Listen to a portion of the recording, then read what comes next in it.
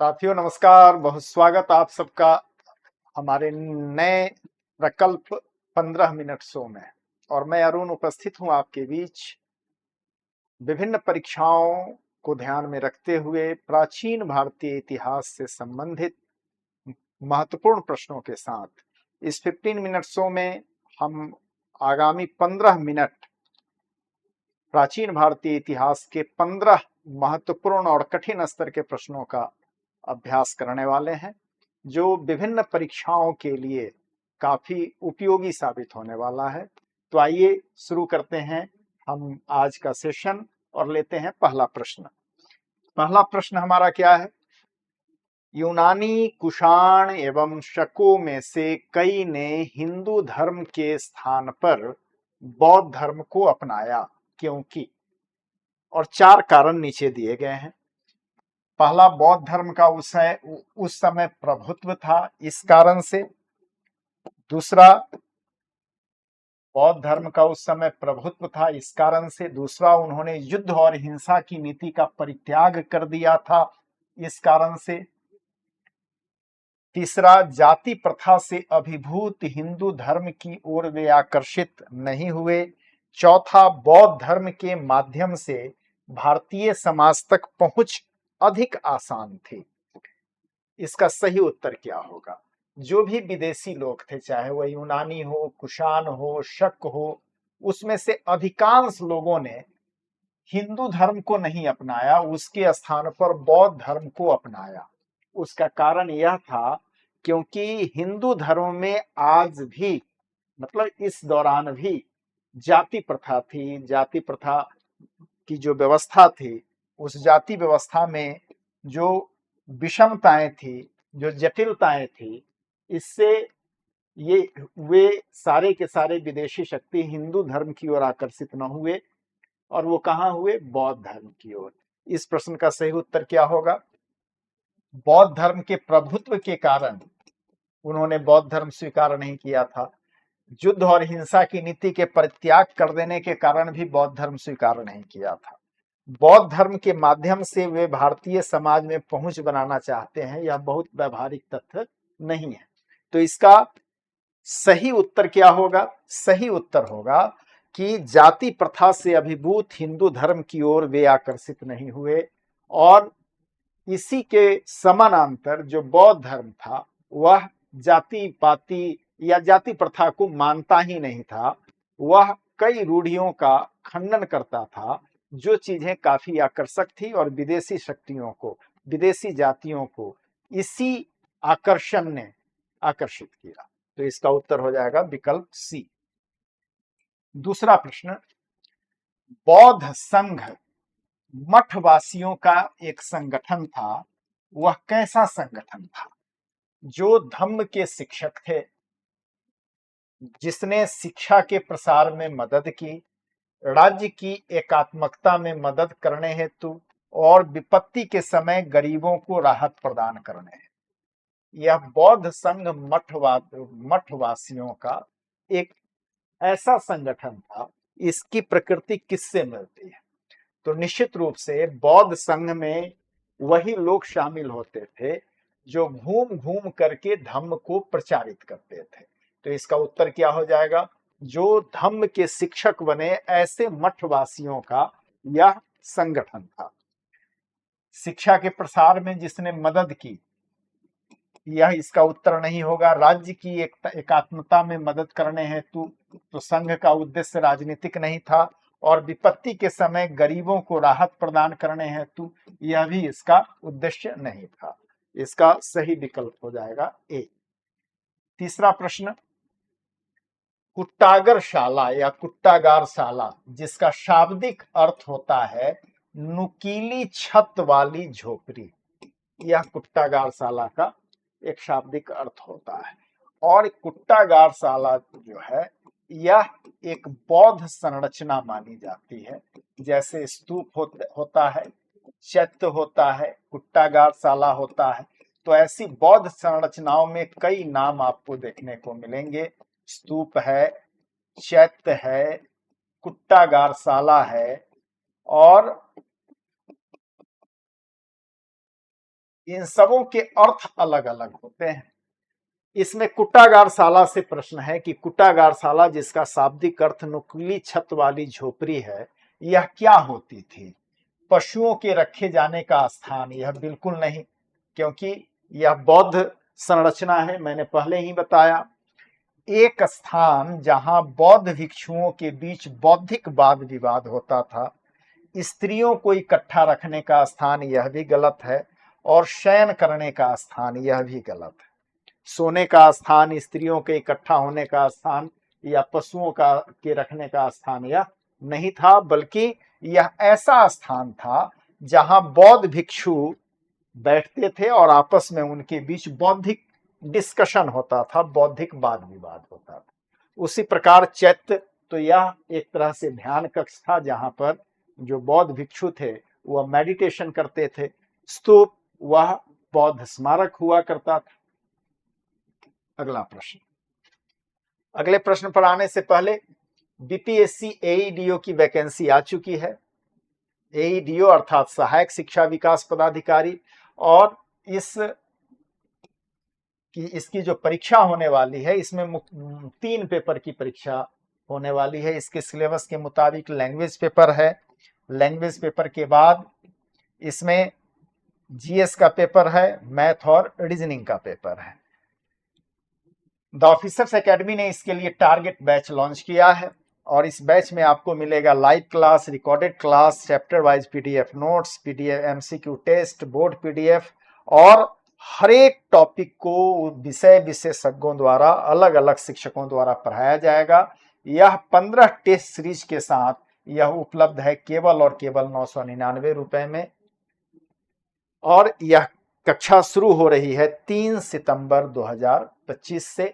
तो अगर आप एक परीक्षा देकर के और एईडीओ बनना चाहते हैं, बीपीएससी पदाधिकारी बनना चाहते हैं, तो आपके लिए विशेष तौर पर डिजाइन इस कोर्स को आप जरूर खरीदें और अपने तैयारी को दिशा दें, धारदार बनाएं और अपनी सफलता सुनिश्चित करें। आइए, अगला प्रश्न है अभिलेख, जो प्राचीन राजस्थान में भागवत संप्रदाय के प्रभाव की पुष्टि करता है, वह कौन अभिलेख है? भागवत संप्रदाय से संबंधित अभिलेख। यह पुष्टि करता है कि प्राचीन काल में राजस्थान के क्षेत्रों में भागवत संप्रदाय का प्रभुत्व था, प्रभाव था। घटियाल अभिलेख है, यह घटियाल अभिलेख नहीं है। हेलियोडोरस का बेसनगर अभिलेख है, तो यह राजस्थान में नहीं वर्णित करता है, क्योंकि बेसनगर अभिलेख कहाँ है? यह एमपी में है, मध्य प्रदेश के विदिशा में, तो यह भी नहीं होगा। बुचकल अभिलेख है, यह भी नहीं होगा। कौन अभिलेख होगा? घोसुंडी अभिलेख। यह घोसुंडी अभिलेख कहाँ मिलता है? तो घोसुंडी अभिलेख चित्तौड़गढ़ से मिला है, चित्तौड़गढ़ से मिला है। चित्तौड़गढ़ में ही एक गांव है घोसुंडी, और इस अभिलेख में 2 देवताओं के पूजा का उल्लेख है। एक देवता है कृष्ण और दूसरा देवता है संकर्षण। यह संकर्षण किसको कहते हैं? संकर्षण बलराम को कहते हैं। तो कृष्ण और बलराम की पूजा से संबंधित यह घोसुंडी अभिलेख है, और कृष्ण और बलराम की पूजा होगी तो यह कौन संप्रदाय होगा? यह भागवत संप्रदाय होगा। घोसुंडी अभिलेख भागवत संप्रदाय का प्राचीनतम अभिलेख है, जो राजस्थान से मिला है, घोसुंडी गांव से। बेसनगर में हेलियोडोरस ने जो स्तंभ स्थापित किया था, वह किससे संबंधित था? विष्णु से, वासुदेव से, कृष्ण से या नारायण से? अब यह कंफ्यूजिंग क्वेश्चन आपके लिए हो सकता है, तो गौर करिएगा। यह बेसनगर कहाँ है? बेसनगर को दूसरा नाम विदिशा के नाम से भी जानते हैं। विदिशा यह कहाँ है? वर्तमान में एमपी में है। और यह बेसनगर विदिशा जो था वह शुंग शासकों की राजधानी थी, शुंग शासकों की राजधानी थी। और इसी राजधानी में, राज दरबार में एक शुंग शासक था भागभद्र। भागभद्र के दरबार में कौन आया था? भागभद्र के विदिशा दरबार में कौन आया था? दरबार में हेलियोडोरस आया था। यह हेलियोडोरस कौन था? तो यूनानी शासक एंटियालकिड्स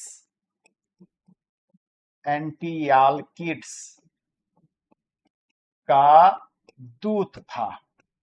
और इस दूत को कहां भेजा गया था? इस दूत को भेजा गया था शुंग शासक भागभद्र के विदिशा दरबार में। जब यहां आया तो इसने बेस नगर में एक स्तंभ स्थापित करवाया, और वह स्तंभ क्या कहलाता है? गरुड़ स्तंभ। और इस हेलियोडोरस ने क्या स्वीकार किया? इसने भागवत धर्म स्वीकार किया, भागवत धर्म अपनाया। और भागवत धर्म किससे जुड़ा हुआ है? तो भागवत धर्म वास्तव में नारायण से है, कृष्ण से है, वासुदेव से है। लेकिन यह चाहे वासुदेव हो, कृष्ण हो, नारायण हो, यह सब के सब किसके प्रतिरूप हैं? ये सब के सब विष्णु के प्रतिरूप हैं। तो ऐसी परिस्थिति में आपका उत्तर क्या होना चाहिए? आपका उत्तर होना चाहिए विकल्प ए। ठीक है, चलिए। शैव धर्म के इतिहास में कायावरोहन का क्या महत्व है? ठीक है, यह पाशुपत संप्रदाय की एक प्रमुख लक्षण पशुपास विमोक्षण से अभिन्न है। यह गलत विकल्प है। यह लकुलिस का जन्म स्थान था, यह सही विकल्प है। यह कापालिकों के व्रतों में से एक व्रत था, गलत है। यह कालामुख संप्रदाय के अनुयायियों के लिए निर्धारित एक धार्मिक कृत्य था, यह गलत है। वास्तव में कायावरोहन, इस पर थोड़ा सा जान लीजिए।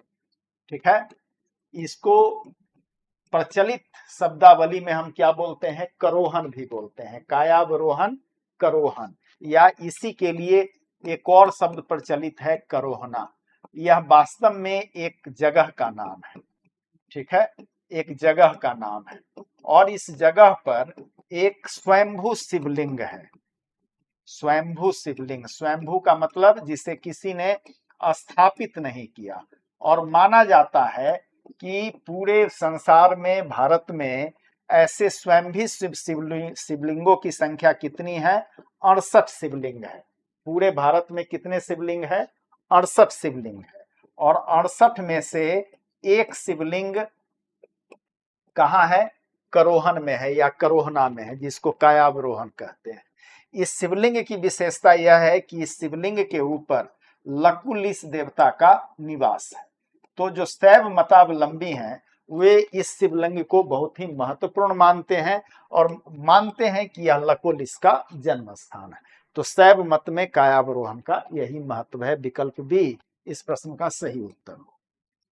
अगला, किस राजवंश की मुद्राओं में शिव को मानव रूप में दर्शाया गया है? सातवाहनों की मुद्राओं में? नहीं। शुंगों की मुद्राओं में? नहीं। कुषाणों की मुद्राओं में? यस। कदम्बों की मुद्राओं में? नहीं। आपको पता है कुषाण वंश के संस्थापक कौन थे? तो कुषाण वंश के संस्थापक थे कुजुल कैडफिसस। लेकिन भारत में कुषाण वंश के संस्थापक कौन माने जाते हैं? कुजुल कैडफिसस के बाद जो दूसरा नाम आता है बीम कैडफिसस का।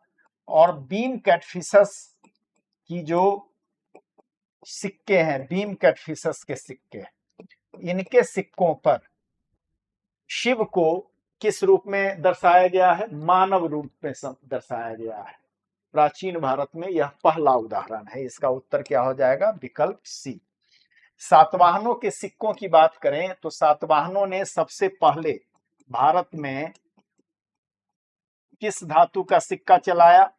तो शीशे का सिक्का इसने चलाया। यह इसकी एक विशेषता है। अगर बीपीएससी एईडीओ अर्थात सहायक शिक्षा विकास पदाधिकारी की तैयारी आप करना चाहते हैं तो इसके लिए द ऑफिसर्स एकेडमी ने एक टारगेट बैच लॉन्च किया है। यह बैच शुरू हो रहा है 3 सितंबर 2025 से। इस बैच में आपको live class, recorded class, chapter wise PDF notes, MCQ test और बोर्ड पीडीएफ, 15 टेस्ट सीरीज, यह सारी सुविधा केवल और केवल 999 रुपए में उपलब्ध है। तो केवल 999 रुपए खर्च करके आप बीपीएससी एईडीओ सहायक शिक्षा विकास पदाधिकारी की एक परीक्षा, एकमात्र परीक्षा को पास कर सकते हैं। आप ही के लिए यह कोर्स विशेष तौर पर डिजाइन किया गया है, यह हमारे रिसर्च का परिणाम भी है। तो इस बैच को आप परचेज करें और अपने तैयारी को दमदार बनाएं। नेक्स्ट, शाक्य मुनि बुद्ध। शाक्य मुनि बुद्ध के जन्म स्थल का उल्लेख करने वाला प्राचीनतम अभिलेखित साक्ष्य कहां से प्राप्त हुआ है? सारनाथ से, श्रावस्ती से, कौशाम्बी से या रुम्मिनदेही से? यह प्राप्त हुआ है रुम्मिनदेही से। रुम्मिनदेही कहाँ है? तो रुम्मिनदेही लुम्बिनी में है। और यहाँ जो अभिलेख प्राप्त हुआ है उस अभिलेख से शाक्य मुनि बुद्ध के जन्म स्थल के बारे में जानकारी मिलती है कि बुद्ध का जन्म स्थल लुम्बिनी ही है। चलिए, दिए गए कोड का प्रयोग कर सही उत्तर चुनिए। एक सूची में अधिकारी का नाम है, दूसरी सूची जो है वह मौर्य राजतंत्र में उस अधिकारी का क्या ड्यूटी था, क्या कर्तव्य था, उससे रिलेटेड है। समाहर्ता, समाहर्ता क्या होता है? समाहर्ता कलेक्टर होता है, संग्राहक। सन्निधाता क्या होता है? कोषाध्यक्ष होता है, ट्रेजरर। नागरक क्या होता है? नगर मजिस्ट्रेट यानी नगर का अधिकारी। और अक्षपटलिक क्या होता है? केंद्रीय लेखाधिकारी। कैग हो गया, ठीक है, कंट्रोलर एंड ऑडिटर जनरल। तो ए का 2, ए का 2, दो का बी का 1, सी का 3 और डी का 4। इसका उत्तर क्या हो जाएगा? विकल्प ए इस प्रश्न का सही उत्तर हो जाएगा। नेक्स्ट, सूची 1 को सूची 2 से सुमेलित करिए। सूची 1 में सम्राट का नाम है, सूची 2 में उस सम्राट ने कौन सा विरुद्ध धारण किया इसका उल्लेख है। तो यह सुमेलित कीजिए आप। अशोक का विरुद्ध क्या था? तो अशोक ने धारण किया था देवानाम प्रिय।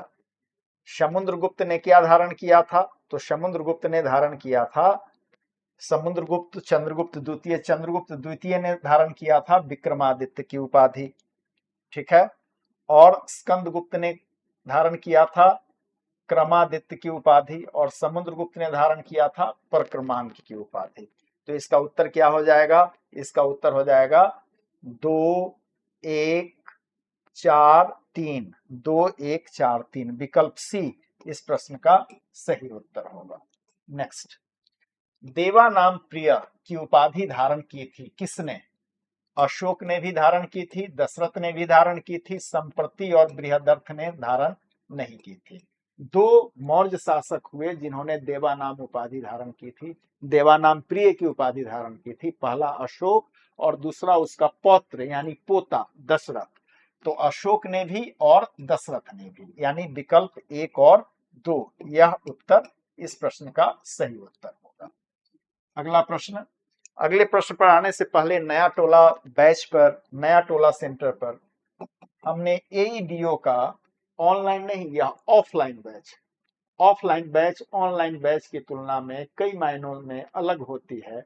चूंकि ऑनलाइन में हम असीमित डिस्कशन कर पाते हैं ऑफलाइन में, और उसी को ध्यान में रखते हुए हमने कई ऑफलाइन बैचेज बिहार टीआरई के लिए संपन्न किया है। अभी भी कई रनिंग बैचेज चल रहे हैं।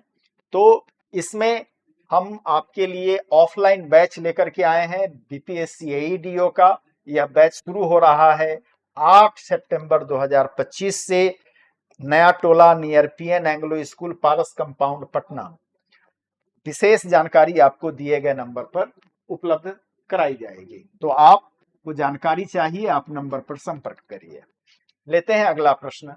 मौर्य समाज के 7 वर्गों में विभाजित होने का उल्लेख। मौर्य समाज सोसाइटी जो था वह 7 क्लास में बटा हुआ था। इसका उल्लेख किसमें मिलता है? अशोक के शिलालेख में? नहीं, अशोक के शिलालेख से मौर्यों के सामाजिक विभाजन का पता नहीं चलता, पुराणों से पता नहीं चलता। मेगास्थनीज की इंडिका यह सही उत्तर है। और कौटिल्य का अर्थशास्त्र। मेगास्थनीज की इंडिका जो है उसमें वर्णित है कि मौर्य समाज 7 वर्गों में विभाजित था, ठीक है। इसमें बताया गया कि मौर्य काल में दास प्रथा का प्रचलन नहीं था, यानी इंडिका में क्या बताया? दास प्रथा का उल्लेख इंडिका में नहीं किया गया है, ये ध्यान रखिएगा। जबकि अर्थशास्त्र में कौटिल्य ने बताया है कि मौर्य काल में दास प्रथा प्रचलित थी। मौर्य काल में दुर्भिक्ष काल, दुर्भिक्ष मतलब अकाल होता है, अकाल, अकाल में राहत कार्य के लिए कोष्ठागारों के अस्तित्व का प्रमाण निम्नांकित से ज्ञात होता है। गिरनार के शिलालेख से पता चलता है, स्तंभलेख द्वितीय से पता चलता है, सासाराम का लघु शिलालेख से पता चलता है, या सहगौरा का पट्ट अभिलेख से पता चलता है। इसका उत्तर होगा सहगौरा का पट्ट अभिलेख। यह मौर्यकालीन अभिलेख है और इस अभिलेख में अकाल के समय किस प्रकार की व्यवस्था की जाती है, की जानी चाहिए राज्य के द्वारा, इसका उल्लेख मिलता है। यह सहगौरा अभिलेख कहाँ से मिला है? यह यूपी के गोरखपुर जिला में एक गांव है जहां से यह अभिलेख मिला है। निम्नलिखित अभिलेखों में से किस लेख में अशोक नाम उल्लिखित है? भाब्रू अभिलेख में अशोक नाम नहीं है, 13वें शिलालेख में अशोक नाम नहीं है, रुमिंदेय स्तंभलेख में नहीं है, मास्की का लघु शिलालेख में यस, इसमें अशोक का नाम क्या बताया गया है? अशोक। तो इसका उत्तर क्या हो जाएगा? विकल्प डी इस प्रश्न का सही उत्तर होगा। अगला प्रश्न कि नंदों का उल्लेख करने वाला प्राचीनतम अभिलेखीय प्रमाण कौन है? नंद वंश, मगध का नंद वंश। यहाँ नंदों कहने का मतलब क्या हो गया? मगध का नंद वंश। इसका उल्लेख करने वाला प्राचीनतम अभिलेखीय साक्ष्य अशोक का निगली सागर स्तंभलेख, गलत। खारवेल का हाथी गुम्फा अभिलेख, सही। हेलियोडोरस का गरुड़ स्तंभलेख, गलत। और नासिक गुहालेख, गलत। खारवेल का हाथी गुम्फा अभिलेख वर्णन करता है, खारवेल कौन था? यह कलिंग शासक था, ठीक है। खारवेल किस वंश का था? यह चेदी वंश का था। किस धर्म को मानने वाला था? तो यह जैन मतावलंबी था। और खारवेल ने कहा किया था? खारवेल ने पाटलिपुत्र पर आक्रमण किया था और यहाँ के शासक को हराया था। और इसी संदर्भ में हाथी गुम्फा अभिलेख में खारवेल ने अपने विजयों का उल्लेख किया है और यह उल्लेख किया है कि वर्षों पहले, सदियों पहले कलिंग पर नंदों ने आक्रमण किया था और कलिंग से जिनसेन की प्रतिमा को उठा ले गया था। खारवेल लिखता है कि जब खारवेल ने पाटलिपुत्र पर आक्रमण किया तो यहाँ से जिनसेन की प्रतिमा को वह वापस लेकर के गया और उसे कलिंग में पुनर्प्रतिष्ठापित किया। तो आज 15 मिनट शो में हमने प्राचीन भारतीय इतिहास के 15 अति महत्वपूर्ण प्रश्नों का अभ्यास किया। यह सीरीज निरंतर चलता रहेगा। मिलते हैं अगले सेशन में। आज के लिए इतना ही। आप सबसे विदा। बहुत बहुत धन्यवाद।